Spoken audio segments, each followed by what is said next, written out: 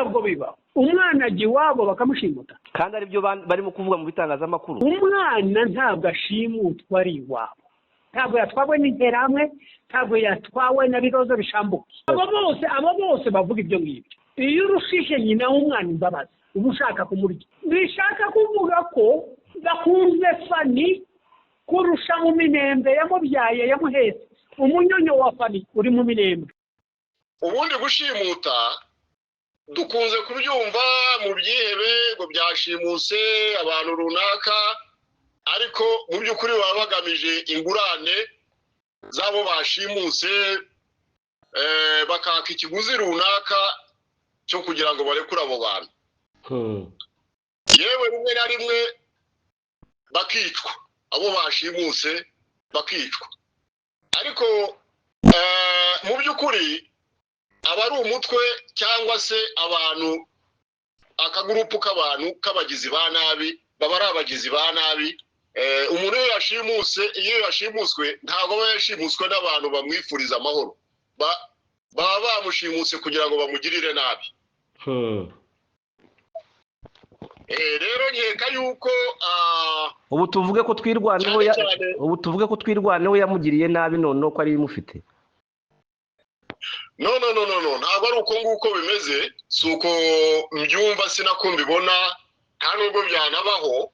nkurikije twirwaneho ni umutwe w'ingabo zigamije kwirwanaho kandi zikora ibikorwa twese dushima, zifite intego yo kwirenganura no kurwanya akarengane muri rusange. ntago rero nkeka yuko bakora icyo kintu, ntago binashoboka kuko Fani ndumva naho bahera bamushimuta, kuko cyane cyane uriya mwana w'umukobwa ni umurwanashyaka.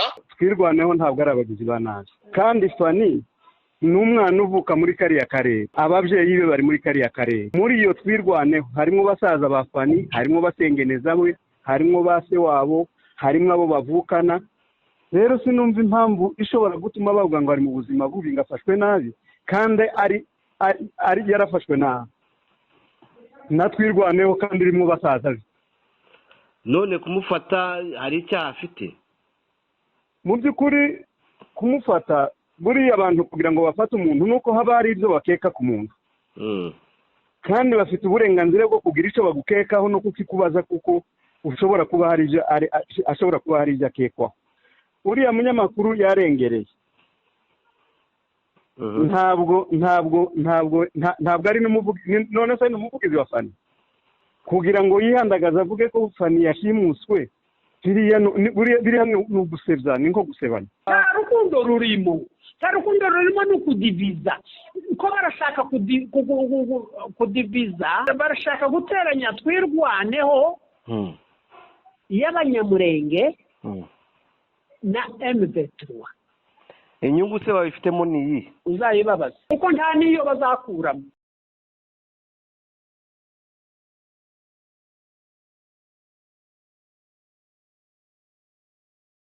twirwaneho n'urwego rutashimuta umuntu, kuko aho rugenzura mu ifasi yayo rufite uburenganzira 100% kugenda bagafata umuntu cyangwa se bakamutumizaho bakamubaza, akaryozwa ibyo yaba yarakoze bumvise bitagenze neza cyangwa se babonye bitagenze neza. ntabwo ari urwego rushimuta, kuko ntabwo ari Katanyama, ntabwo ari Mayimayi, ntabwo ari Abarundi, ntabwo ari FDLR.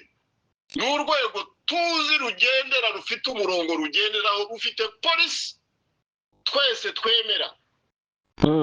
rero nta kuntu wavuga ngo M23 nako twirwaneho, rero gana M23 nta twirwaneho ngo yashimusa umuntu. nta twirwaneho nta M23, nta twirwaneho nta M23 nk'uko bivuze. kandi bamwe muri ibyo bitangazamakuru bivuga yuko ngo ibyo twirwaneho yakoze ntabwo M23 ngo ibishigikiye. ibyo byaba bishatse gutanga uwuhe mwuka? ariko mwana Olivier, hari ikintu kijya kibabaza. ngewe mbabazwa n'amagambo nk'ayo, amagambo y'ubupfapfa. Muraza kumbabarira gukoresha iryo jambo, bataza kugira ngo cyangwa batwumva bataza kugira ngo ni ugutukana, ariko nta kundi nta yindi nyito. Amagambo y'ubupfapfa kuko na Bibiliya irabivuga. Uvuga ibyo ngibyo ashingira hehe? Ashingira kuki? Ni umuvugizi wa M23 na Twirwaneho. Bariya bagabo nta gihe badahwema kutugaragariza ubumwe bafitanye, kandi natwe turabyibonera. Hanyuma wowe uva hehe uza uvuga ngo ushaka kuzana amacakubiri? Ni ukubera iki? arashaka views. Urabivuga ubishingiyeho. arashaka views bagiye bazishakira aho mu bishakwa bizima, niba bishakire mu bintu by'umwanda, by'amagambo y'umwanda nk'ayo ngayo, agamije kuzana amacakubiri muri sosiyete mu bantu.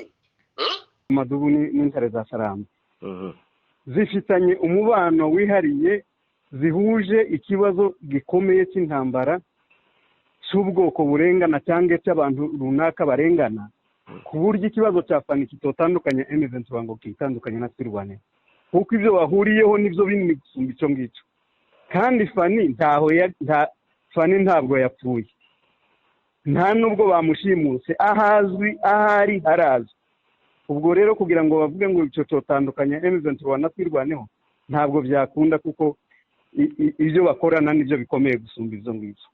kandi ibi bihari Twirwaneho ni abantu barwanira uburenganzira bw'abanyamurenge bose, n'abapfurero n'ababembe n'abashi n'abarega.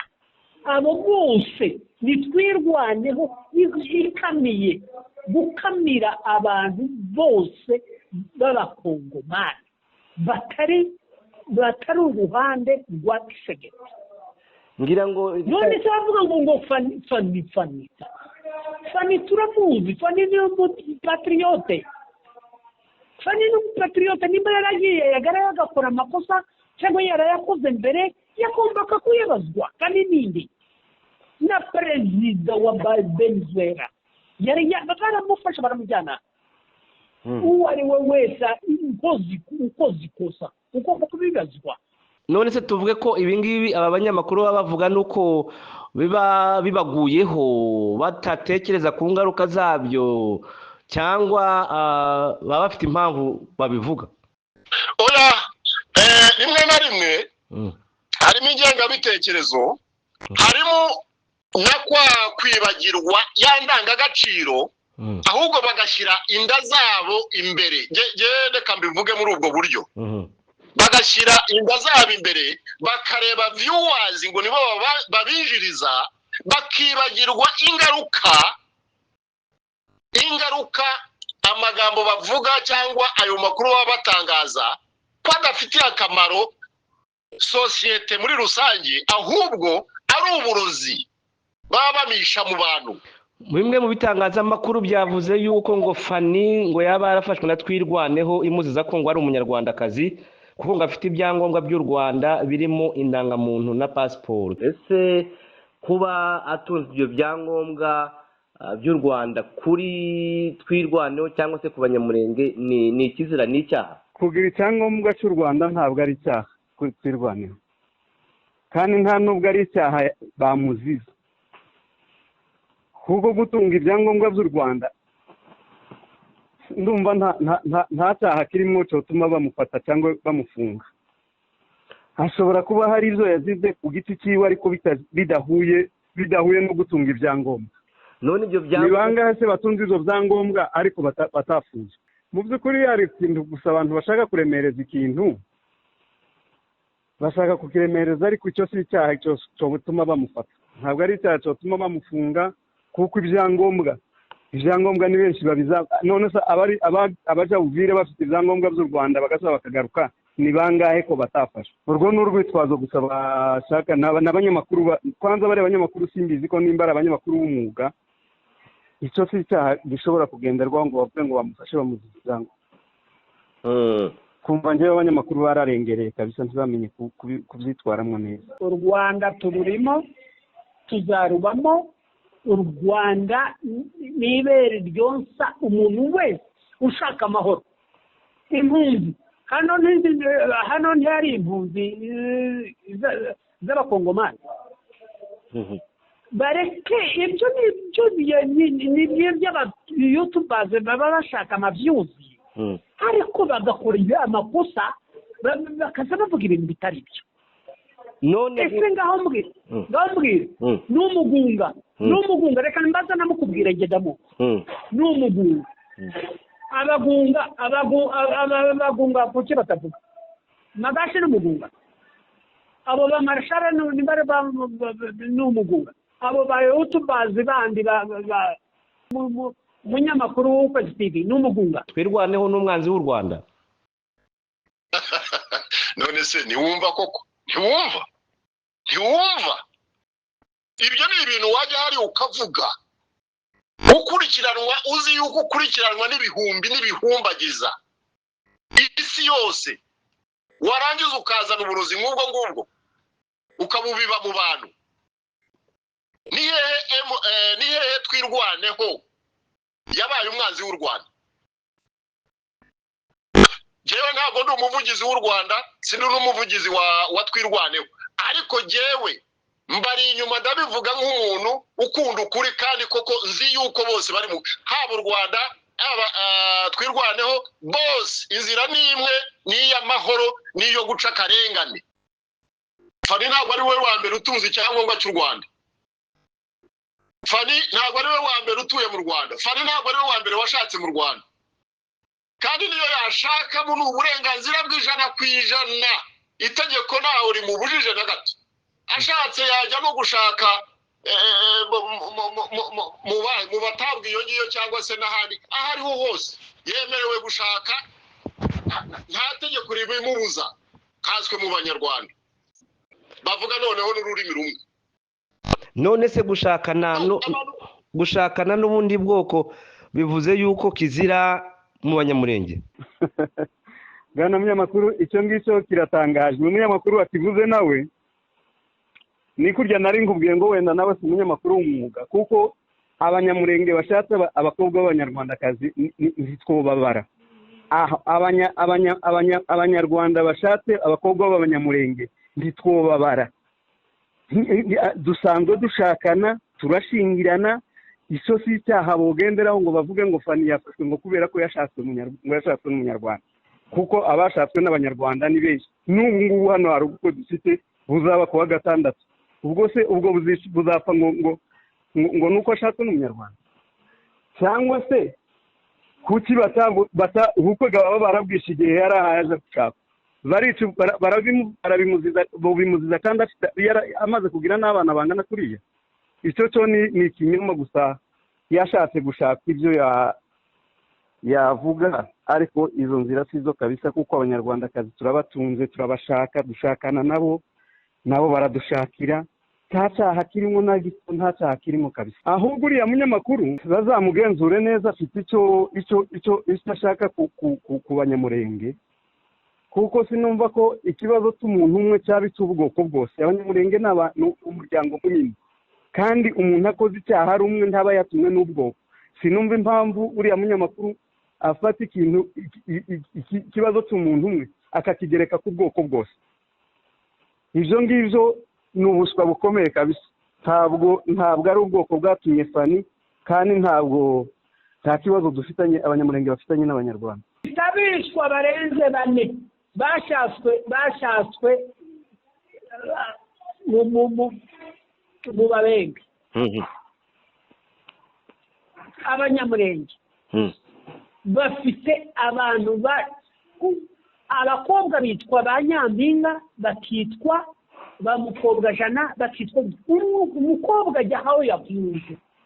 Nimba yakundanye n'umubembe, nimba yakundanye n'umunyarwanda, nimba yakundanye n'umuzungu. Tuzufite abantu bashakanwa n'abazungu. Bubaze journaliste mbwizo tuzi ko dufite abantu bashakanwa n'abazungu. None none Fanini umunyarwanda bivuze none umunyarwanda kirazira yuko umunyarwanda umunyamurenge yashakwa mu banyarwanda cyangwa umunyarwanda yashakwa mu banyamurenge.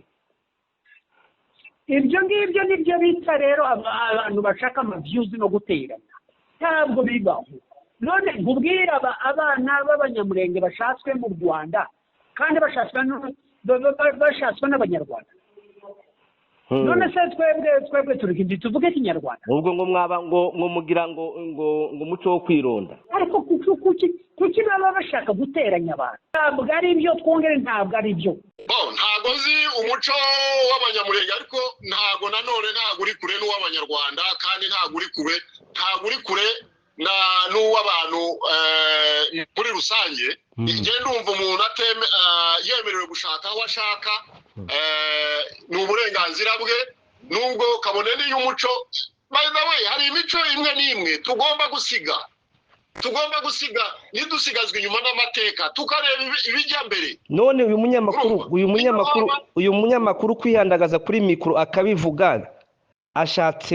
ntabwo ashatse kwangisha abanyamurenge ubundi bwoko. Yes, ubundi nicyo bigamije, nicyo bivuze. noneho wivuga ngo uyu munyamakuru wenda wavuze umwe, ariko ubwo ahagarariye n'abandi bose bagiye bavuga ayo magambo.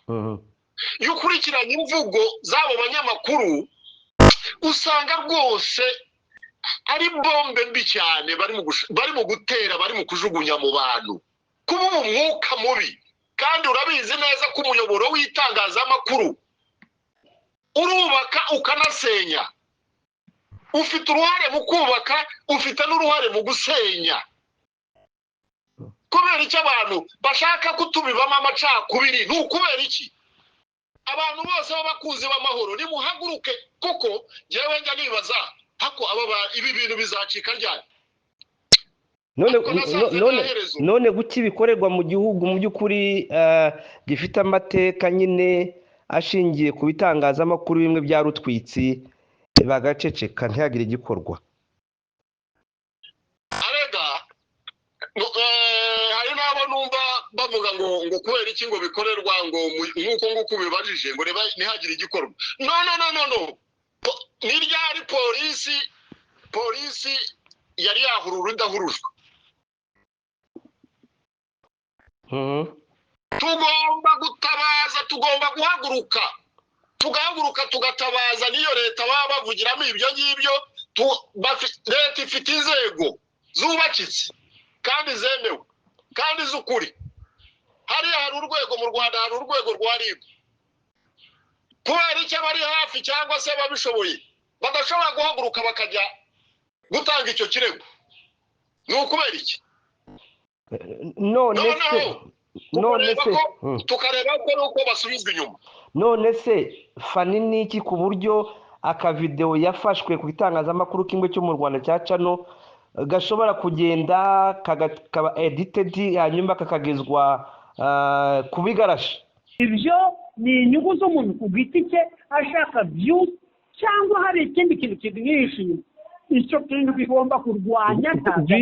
views zibiba urwango, ubwo zaba ari views ntawe bitaniye n'ubuterahamwe, ntawe bitaniye n'ubuterahamwe. ariko njyewe icyo kiganiro cy'ukwezi nacyo ngo kandi arazira, si icyo gusa azira, ngo arazira ngo kubera ko akunda amakenga ngo kurusha Semata. gusenya abo ba YouTubers bagomba, njyewe uru Rwanda ndabizi ko rugira amategeko, ntagombye kubafunga. uriya munyamakuru wakoze uwo witwa ngo ni Sabe agomba kwegerwa, niharebe abantu bahaguruka barwanira uburenganzira, abakunzi b'amahoro bahaguruke bajye kureba, begere, bajye mu nzego zibishinzwe, zegere uwo munyamakuru zimubaze, zimuhamagare zimubaze iyo mpamvu. Yes, agomba kuregerwa icyo kintu, noneho nawe aze yisobanura. Kuri Mahoro Peace yakoze ibintu by'indashyikirwa. urabizi twebwe ababyeyi bacu n'abana baririya b'imfubyi n'abandi batari bafite ubushobozi bari babayeho ku bw'Amahoro Peace. sinumva rero umuntu wonenga Mahoro Peace ko hari icyo yayiziza. Mahoro Peace urabizi ko yagiye ifata inka zaranyazwe, hari abana barwaye bwaki izana inzira yo gushaka uburyo bagemurira ibikoma abana barongera barahembuka. Uzi ko hari twari tugize iminsi iwacu inzira zose zarafunzwe, nta buryo na bumwe bushobora kuboneka, ariko Mahoro iriya rangi ifasha abantu, irabagemurira guhera ku mbuto z'imyaka, ibagaburira, ibaheza isukari, ibaha amata. Nta kintu Mahoro itakoze. Umuntu rero washinja Mahoro ngo akayishinja muri buriya buryo aba yarengereye kabisa. Mahoro yakoze ikikwiriye. Uzi ko nta muryango mpuzamahanga n'umwe wagize icyo ukora ku Banyamulenge. Rero Mahoro ihagurutse gufasha ababyeyi babo, numva icyo ngicyo atari icyaha kabisa. Icyo dusaba abanyamakuru n'aya turi mu gutanga n'amakuru bayafate nk'amakuru, kandi ntibumve bavuze igitangazamakuru cyawe ngo utangire wishyiremo abakivuze, ahubwo kurikirana barimo barakivuga ku iki. Kosora yewe unajye ahagaragara usaba imbabazi ku byo bakurega, ariko wizeza abantu yuko babandi bagukurikira. Uzi gukurikirwa n'ibihumbi, ariko uzi gukurikirwa n'abantu 1000 bareze 1 2 100 bangahe 1000. Abo bantu ni abantu benshi cyane. Baba bagutezeho akamaro, kubagezaho ibifite akamaro. Hari ibintu rero byateye ngo drone yaje ngo iri bunaka ngo irimo iranyereka ibi n'ibi ngo yabwiye gutya na gutya.